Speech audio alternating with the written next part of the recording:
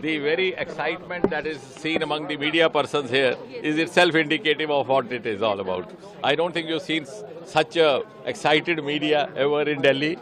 You agree with me? So that I say is an evidence of how the entire country feels, every citizen feels. As I said, it's indeed a moment of pride for the world, but a moment of glory for India, because one of her sons, one of her illustrious sons, is coming back with a successful voyage, and more importantly, having performed those experiments which were assigned to him, which were exclusive, which never done before, which have a huge bearing on life sciences, on the well-being of the mankind across the world, which appropriately lives up to Prime Minister Modi's mantra of playing the role of a Vishwa Bandhu Bharat. Sir, what were the key experiment conducted by Sudhanshu? There were 3 or 4 categories. Yes. One is, of course, related to the life. And I also must point out over here, since you've given me this opportunity, that many of these kits, all these kits were indigenous, prepared within India, performed by an India. And the other department in the ministry, Department of Biotechnology, provided kits. Then some of the kits provided by the Indian Institute of Sciences in Bengaluru, then some from IIT.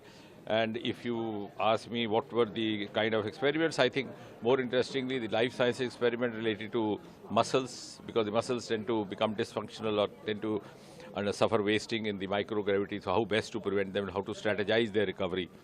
That was one. The second was, of course, which is also relevant to many of us, more to you than to me, how to take care of the human impact occurring from constant dealing with the electronic gadgets like watching electronic screens, etc. How best to prevent any adverse cognitive effects happening.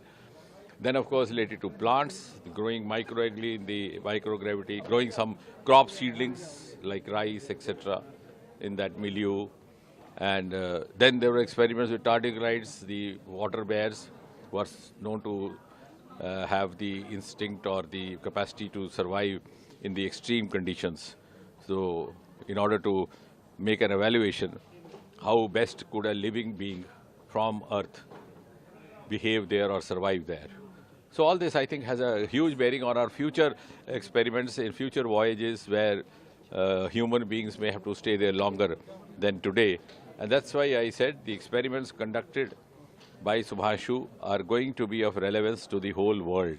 Taking last question, sir, how does this mission reflect India's growing capabilities, and how do you see? I think India had already proven its capabilities, but this is one step ahead. We are still going one level ahead. Now we are in a stage where we can also tell the world that, look here, we can take upon ourselves the responsibility of performing such experiments which can be said to be maiden experiments nobody had ventured before. We can do it, and we can give you the inputs and the inferences for your benefit.